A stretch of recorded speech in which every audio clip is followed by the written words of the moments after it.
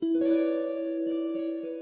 do remember sitting in the back seat, feeling like the car was so big and so strong, and having my dad and mom in the front.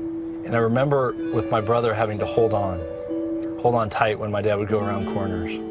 My dad bought a 1965 Chevy Impala SS Super Sport with everything he had. I think he cherished the car, not just because he was the first owner and he drove it off the lot, but it was more than a car to him. It really was his baby. He had the car for 20 years, until the mid-'80s. My parents had to sell the car because times were tough and they had to make ends meet. It was not easy for my dad to let the car go. A few years ago, it just kind of dawned on me that if I could somehow, miraculously, find the car, that it would be worth the search. Does the car still even exist? Is it in a junkyard somewhere? But when I put in the VIN number and paid for the online search, it actually told me what address it had been registered in a different state. We heard nothing back from the owner. No response. We sent 2 letters with no response. After Arizona, it went to Pennsylvania. It was in New York. I was 2 steps behind the car on each of my searches. The possibility of finding the car was renewed when the owner in Maine got back to us. But then he said, "You just missed the car." A group of Canadians came down, loaded it on a flatbed, and drove it to Canada. At that moment, I figured the car was gone forever. 1965 Chevy Impala.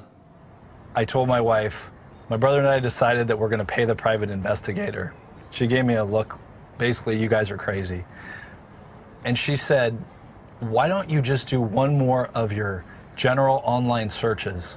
And it was about 11 o'clock at night, and I sat down and I typed in the words, and the first hit said 1965 Chevy Impala SS 396 for sale, Montreal, Quebec. My heart dropped. I called the dealer, confirmed the VIN number that it was the actual car, and bought it over the phone. Gotta give her gas. Okay, that sounds so good. I actually may be keeping this for myself. It's just amazing that it's almost 30 years that I used to sit back here. It's incredible. It's like a time machine. So now that we have the car, we've been planning to give it to my dad as a surprise. He has no idea that we've searched for it, and it's going to be the surprise of his life, I think. He will see the car, and he will just say, "That's my Chevy." I know he will. Mommy, what? I'm watching. Go ahead. All right, good job. Whoa. All right, Kate, can you do that? That one? Yeah. Let Really me low. catch you. Come really low. Okay, I got you. Oh, no. What the hell? Dear God. That's my old Chevy. We got it, Pop. You're kidding me. Really? Yeah. Here, come on. Really?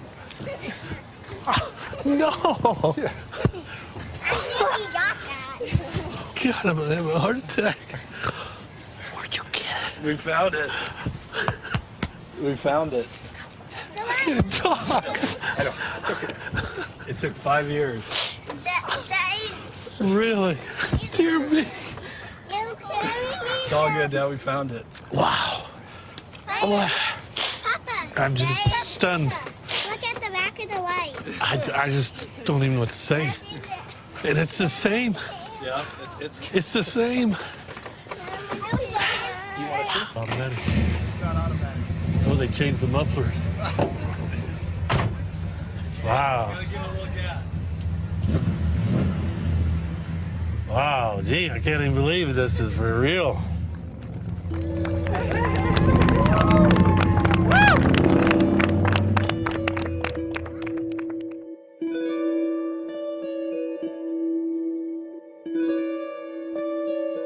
It's not just a car.